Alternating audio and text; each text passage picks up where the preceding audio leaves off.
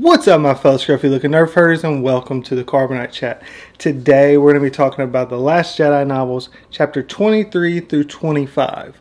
Now, the chapter 25 is going to be covering what basically is probably the title of this video, which is Snoke being an absolutely terrible villain. And 23 and 24 kind of little minutia to kind of cover so that I give you some of the information that's inside of the novel that wasn't really inside of the movie. So I'll cover those fairly quickly, and then we'll get to the Snoke ordeal. Now, one of the things that it talks about, it deals with a situation, and this is in the movie, but it makes no sense. And I haven't really talked about how much it doesn't make sense, and so I want to discuss it here. DJ asks for her necklace, Rose's necklace. Now we find out later the reason he wants it is because to be able to slice in, because it's a great conductor. But why is it set up in this way? This is just another part of this whole story that makes zero sense. Why is DJ helping them? It makes no sense that he would help them at all. He's trying to sleep in a prison and they come in there. He says, "Hey, I can help you." They say, "Nah, we're good. We don't want your help." And then he breaks free. But then, despite the fact that they're clearly not, they don't look like they have money, so it's not going to benefit him at all. And they've said they don't want your help. You go out of the way to find their droid, keep their droid around, steal another ship, and then go and rescue them. And then go and try to deal with the First Order. You put yourself in so many bad issues as if it's like you've won the lottery. As if this is a situation where it's, you know you're going to get paid off on the back end. But you don't. Someone that's a smart person that's worked in the underworld for a long period of time would know that this isn't a good deal to be going along and doing. So why is he doing it? It makes zero sense. Some people have said he always realized that he could go around and do something, end up turning them in and get money from the First Order. Now this is just creating headcanon to be able to have this story make sense, because it doesn't.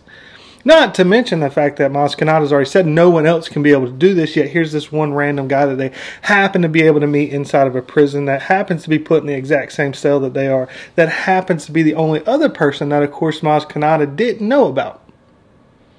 I mean, it doesn't make any sense. So then, the only reason this happens here and is done in the way that it's done is to try to make you think that maybe he's a good guy, so that you're then more surprised by what happens.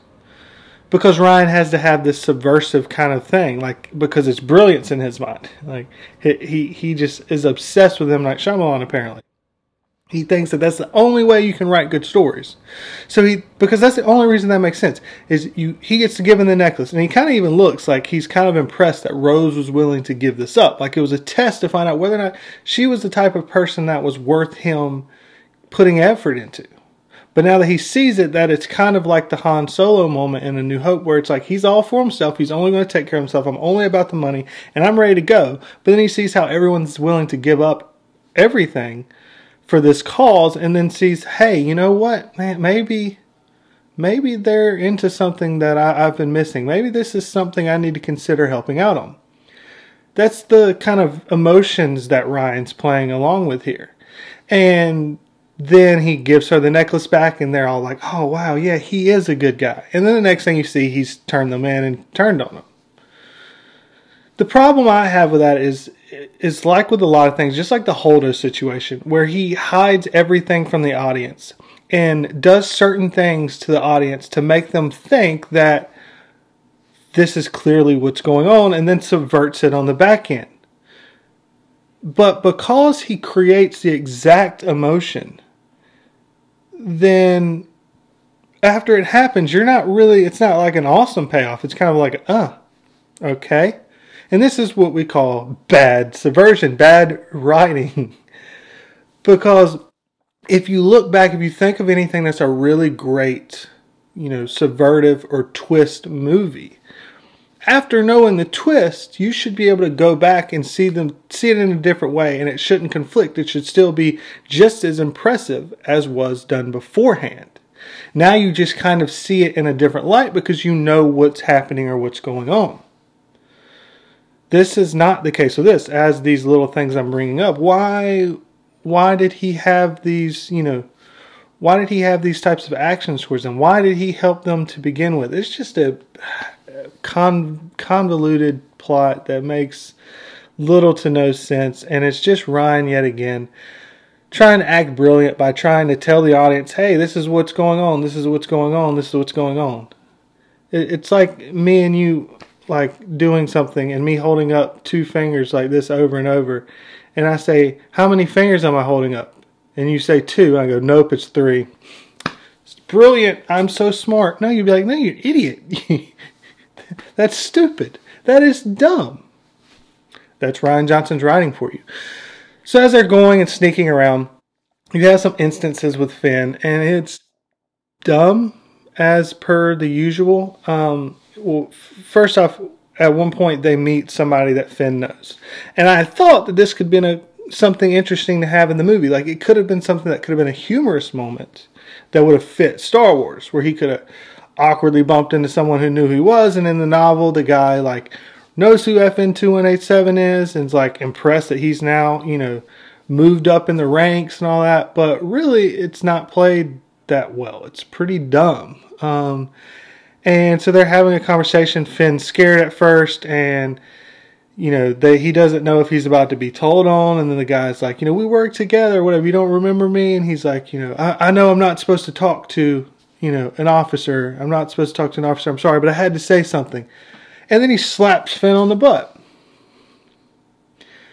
The First Order's run by Phasma, who plays no games and does not take to anything like that. And Hux, who shows, I don't play those games.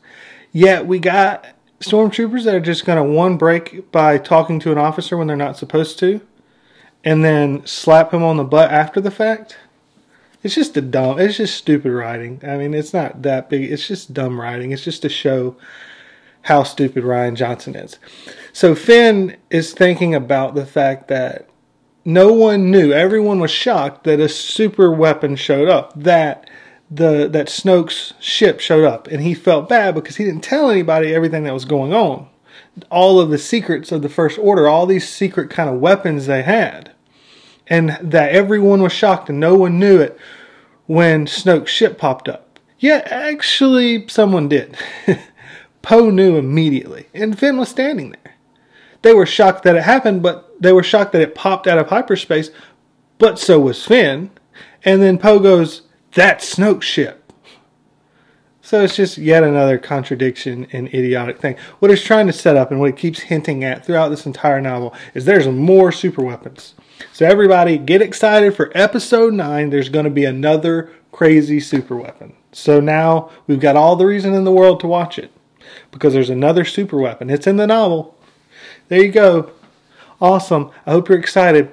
So Rey's going with Kylo up the elevator. And this is one of those things that it's so dumb. It's pathetic, really.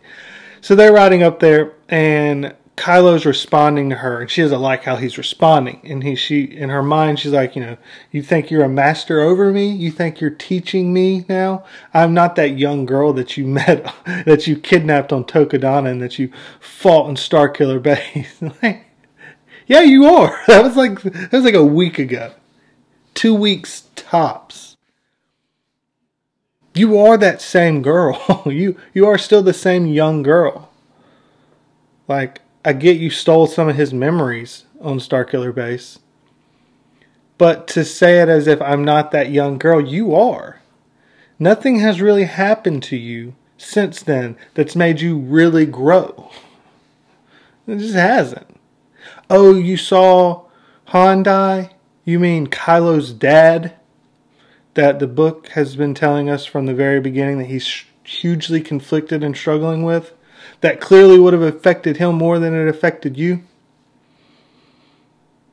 And then Finn, who you haven't really shown much care for at all since then, was, you know, kind of sliced up the back, but you know he's probably going to be all right. That's what's made you grow. Or it could be all your training with Luke. Nope, you didn't really do much of that. You didn't really learn anything. You knew everything beforehand. Like, you didn't need teaching. There wasn't much that he taught you. It was simply saying, hey, here's what you don't do. Do what you've been doing. There's your teaching. Wow, that's great stuff there, man. You must have really grown from that. And then another stupid thing to kind of push up the Reylo crap. She says she could sense the churning in him, that it was actually about her. Ooh. Ooh. There's a romance novel for you. Kylo's churning stomach longed for Rey. He wished he could reach across the elevator and just grab her, caress her, and kiss her. It's what he's dreamt of since the first day they met. Now those were added on by me. But the churning part is a part of the novel. And it's stupid.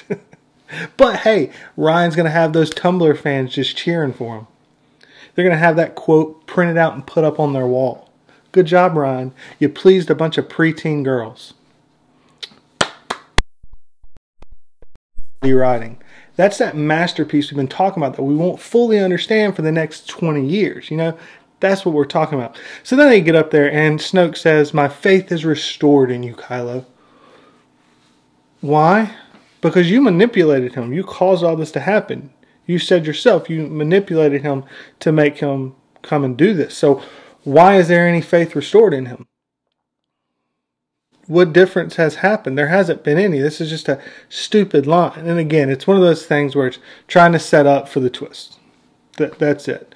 So then we get to Snoke. This is chapter 25. And Snoke discusses visions. And because Rey's seen that Kylo's going to turn. And he talks about the dangers of visions. And you got to learn both the Jedi and the Sith. And then it says other organizations that aren't as famous. And this is just, hey, Jedi and Sith don't matter anymore. There's someone else. Here's Snoke. But they're too lazy to create. What is he? What's his philosophy? What's his teaching? What's anything behind it? Oh, by the way, nope. We're going to do a prequel story of Snoke, though. Please, no one watch that. Please. If you consider watching Solo, okay, I can, fine. I got to argue against watching episode 9. But actually having a Snoke prequel, I mean, come on, someone make a stand for this here. I mean, this is insane. You can't put a story into the movie, so we got to create a prequel. And you might say, oh, well, that's exactly what they did with Emperor Palpatine. But Emperor Palpatine didn't really have much he wasn't a big character or a meaningful character in the original trilogy. Now, he had meaning, but his meaning was only connected to who he was with, like who he was around, that he was the master of Vader, that he was the final challenge to Luke. But all in all, we didn't need to know anything about him. I've discussed this before and other people have discussed it. Snoke is a whole nother story.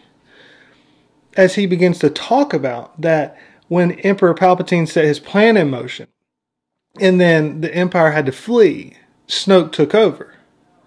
And he talks about that, a lot of people thought someone like Gallius Rax or Ray Sloan would be the one that was in the lead. Or even Brendel Hux, Armitage's father. But Snoke took over, and it was his knowledge that helped save them. And so, again, that we need to understand how this came about and how this happened. We need to understand a character that when he talks about visions, he talks about, and it hints at, and it seems like they're trying to play that, hey, he might be Plagueis thing, where he says that, he had to learn about having visions and how they're not always exactly what you think they're going to be, that he learned that the hard way, that it's a dangerous game. So kind of hinting at, how Plagueis saw forward to the Clone Wars coming and all of this stuff. Didn't quite see that he was going to start this stuff in motion and then Palpatine was going to try to kill him in his sleep. It hints at these things. But it's not, it's just trying to get people to continue to talk about it. Add some intrigue after the fact because episode 8 didn't add any. And also, if you want to see it, hey, here's a Snoke. Here's a movie about Snoke we're going to do. Come, please watch this. Give us more money. Because we're too lazy or too pathetic of writers to just write it into the normal script. We can't do it. We're going to say in interviews that he's the most powerful guy. We're going to just talk about that, he's more powerful than Emperor Palpatine's ever been. We're going to show a quick little clip of him tossing Rey around.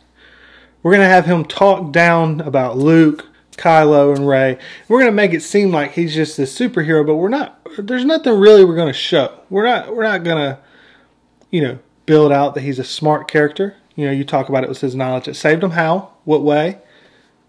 Where's this knowledge at? He doesn't know anything that's going on with the First Order, really. He didn't even know that they had a tracker on his own ship. And then it talks about that the only obstacle was Luke. But he says that Luke was smart and didn't want to recreate the Jedi Order. And then there's more mocking of the Jedi Order. Him talking that it's just, a group of people that, just kind of perpetuated their own desires over and over. And that they were just a group of debating heads that did nothing in the end, and that's why they failed. So yet again, here we have Snoke talking about the Jedi Order failed because they were pathetic at the end. But Luke earlier said that they were at the height of their powers. Which one is it, Ryan? You can't have it both ways. I mean, in your mind you can, because you're an idiot and you don't even remember what you wrote a chapter or two ago, but I do. I remember exactly what you wrote. And you're terrible. You're a terrible writer.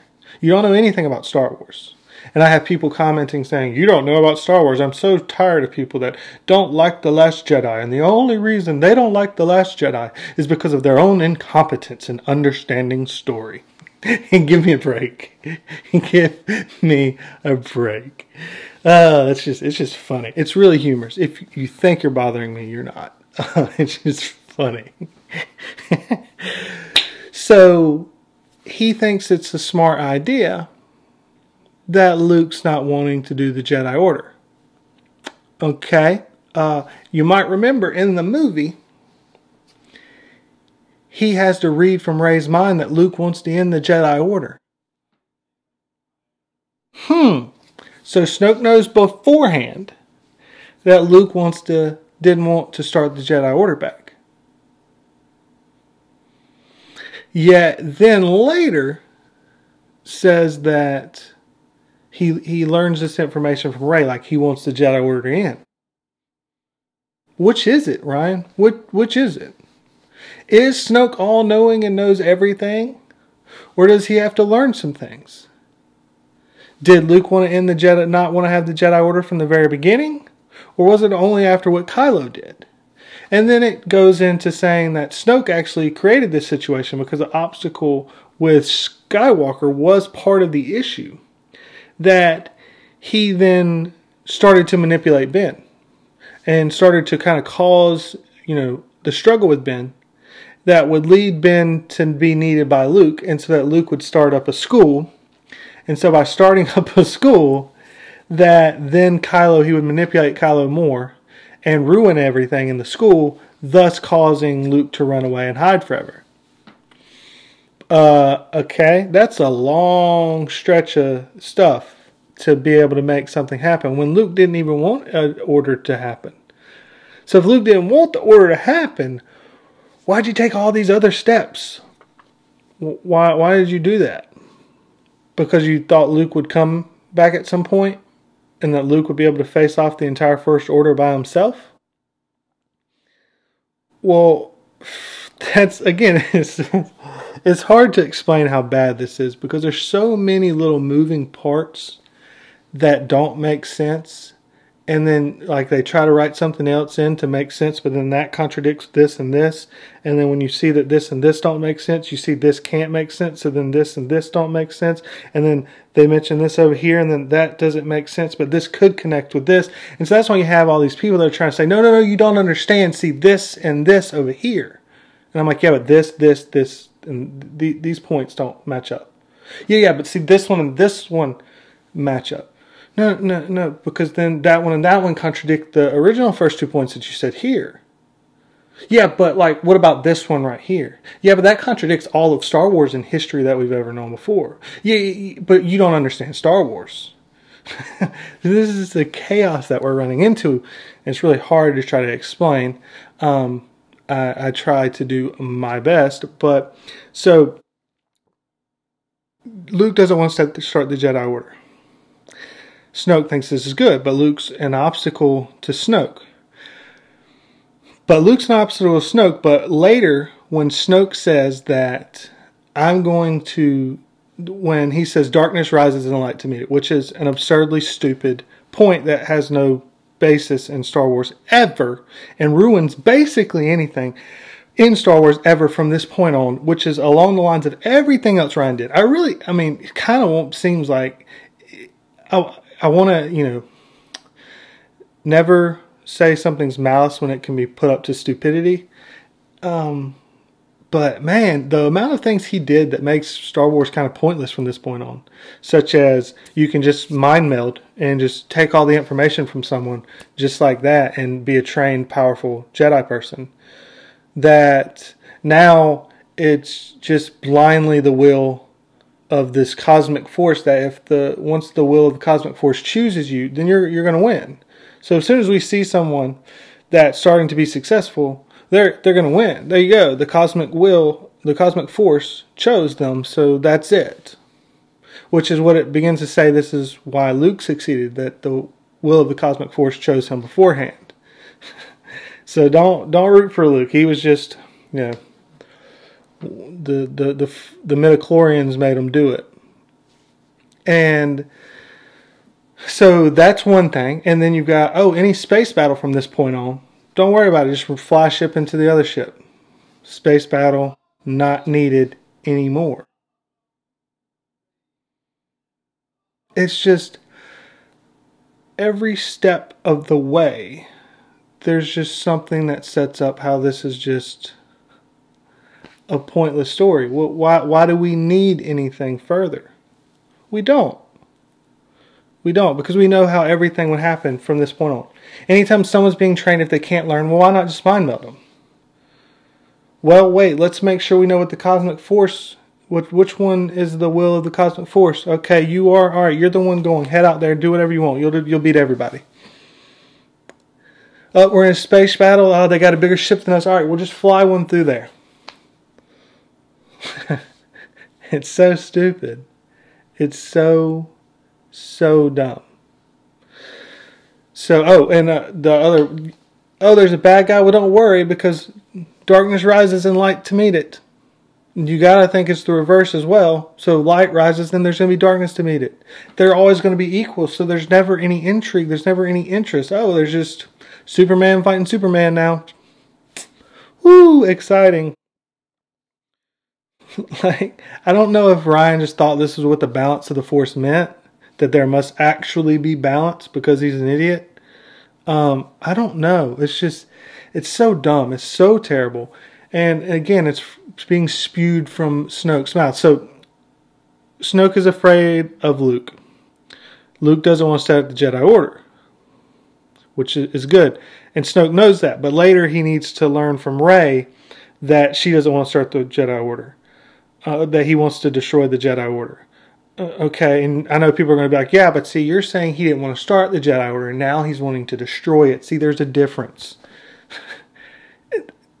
There's a difference in, semantics, but not really much of a difference in mindset.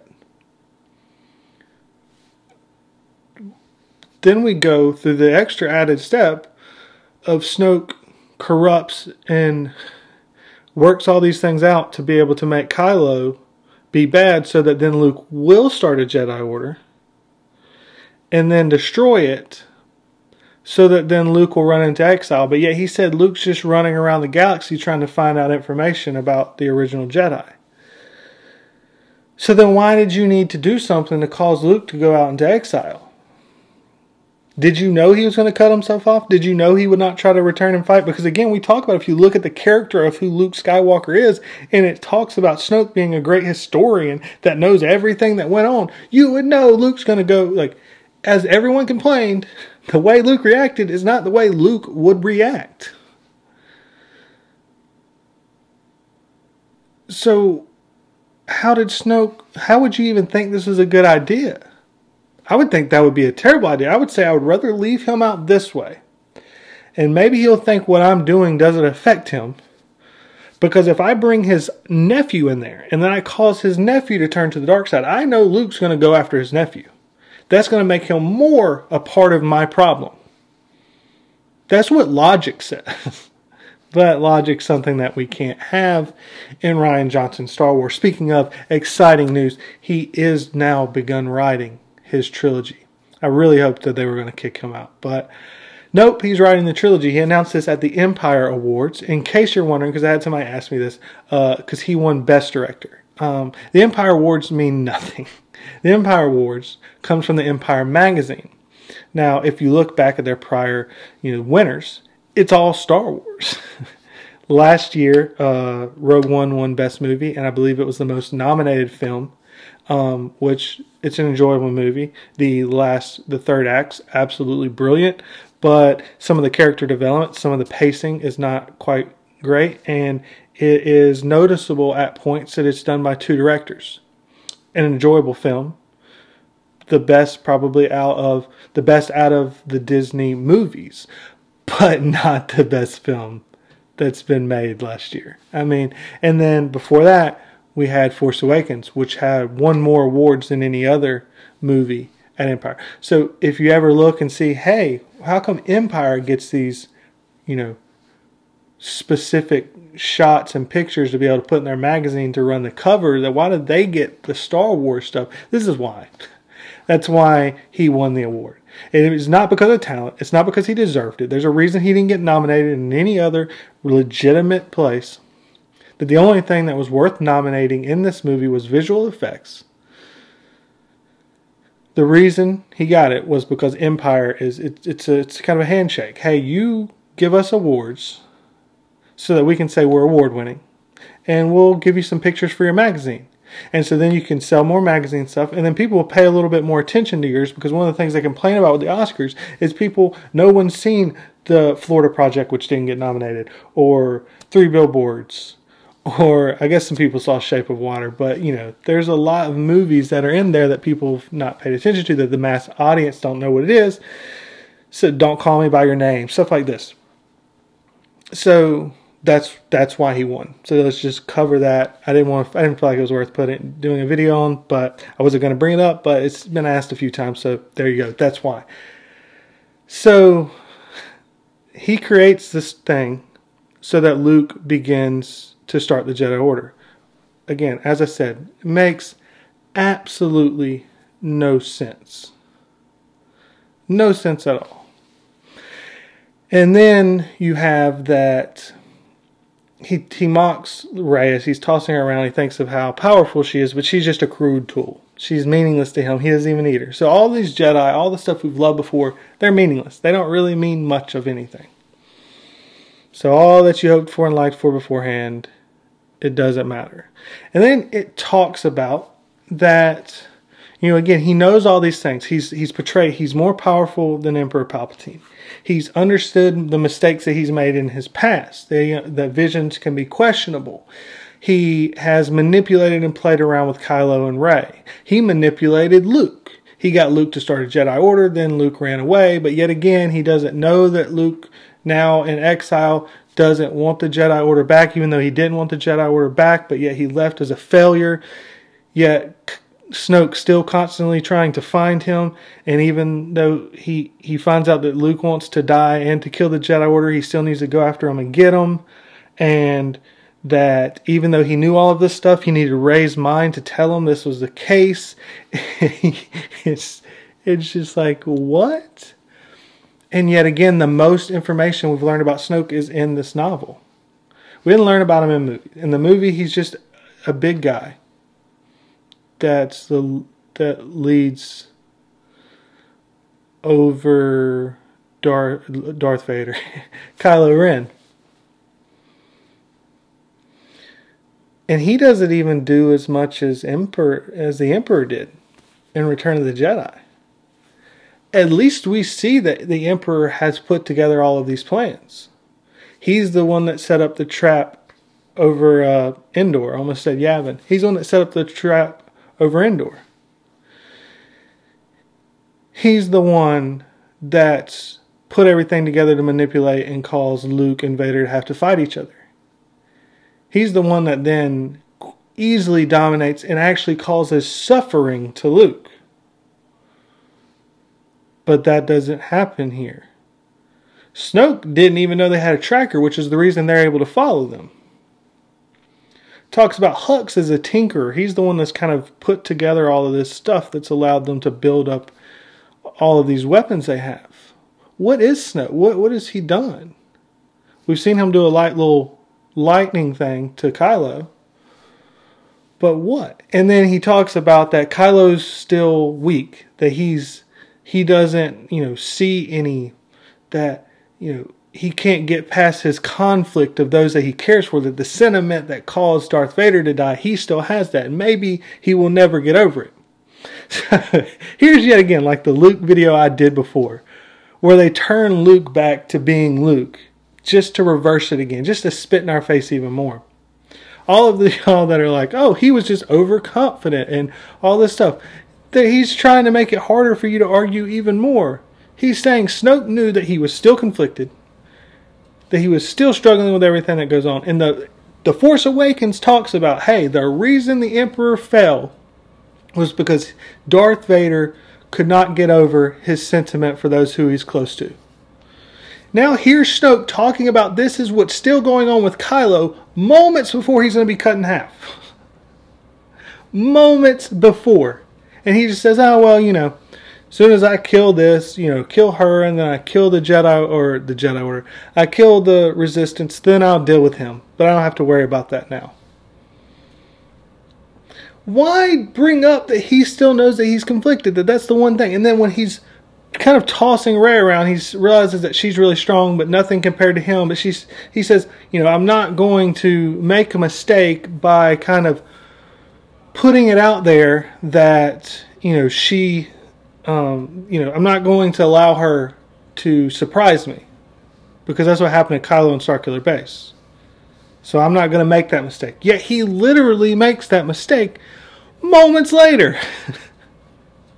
How is this supposed to be a good villain? This is the only reason anyone considers him a powerful villain, or any type of villain, anything, is the fact that they've told us this. They've said this, and this. He is the most powerful. He is this. He is this. He is this. It's the definition of tell. How about showing us something? And then even when you tell us, it contradicts itself because of what we saw. Like, he sees all of this stuff happening, yet then he doesn't see it in the movie, or he needs to be told later, or he realizes that Kylo's conflicted, but then later on in the movie he says, I sense that there's no conflict in you anymore. Really? In 2 minutes? And you don't think maybe there's a little something there? But then again, in Ryan's storytelling, someone can just flip like that. Luke Skywalker can go from being the most, idealized, caring, selfless, focused on his friends and family most person, to the exact opposite. Just because Rian Johnson said it. And that's what matters. And as some people have tried to say in the comments, you're just mad because silly, stupid stories beforehand. Now you're mad about silly, stupid stories now. No. No, you idiot. You absolute idiot. Empire and A New Hope were not silly, stupid stories. There's a reason A New Hope's listed, I believe, 13th on the American Film Institute's greatest movies of all time. That you're talking about movies around there like Casablanca, Citizen Kane, Raging Bull.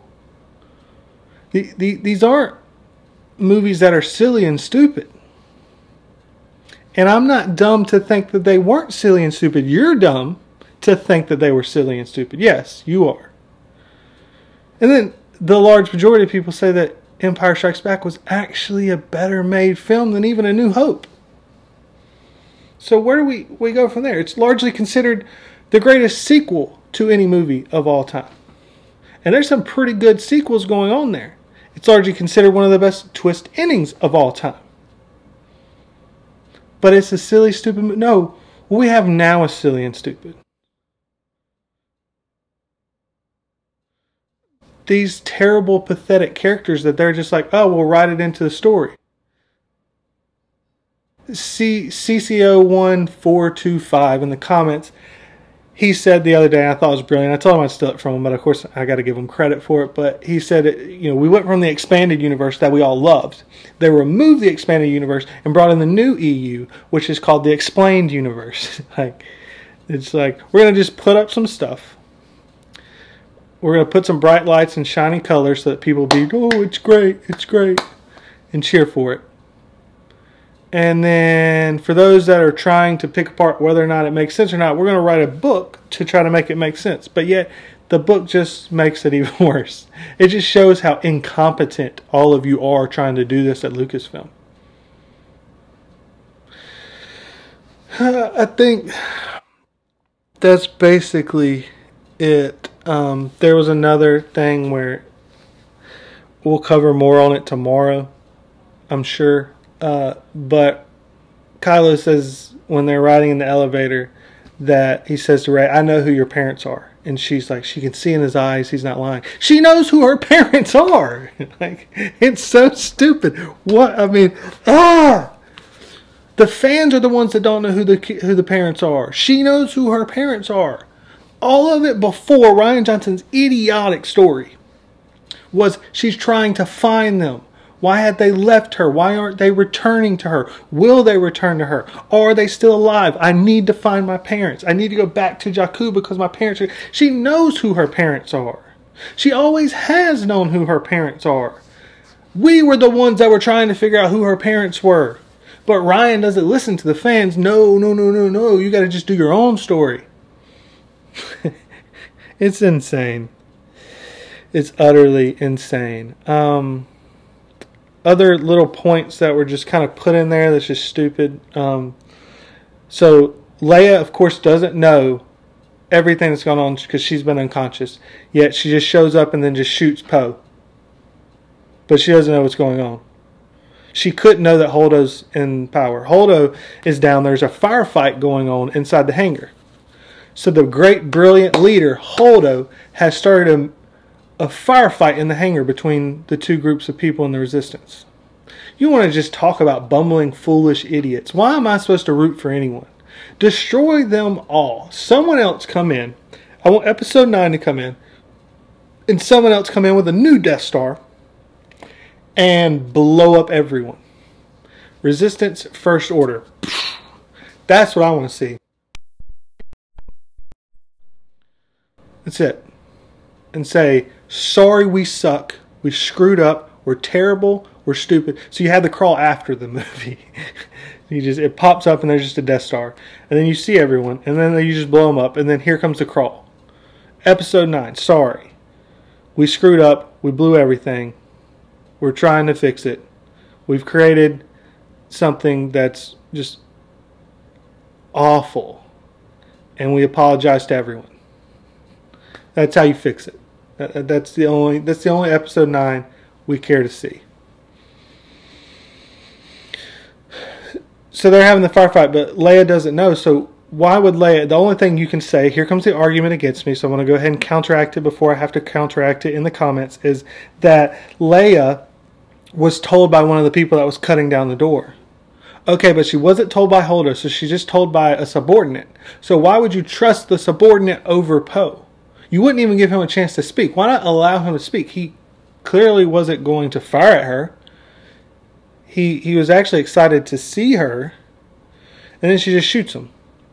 And then they go down there. Of course, there's a firefight going on, which just shows the absolute incompetence of Admiral Holdo. And this is where you have the scene where they kind of look down at their little pet boy Poe and like, oh, he's cute. Oh, it's nice. He started an entire mutiny, but he's cute. And Leia was like, hey, idiot, how did this happen? Oh, I didn't tell the plans. Why didn't you tell the plans? We have a small group. We function best on communication.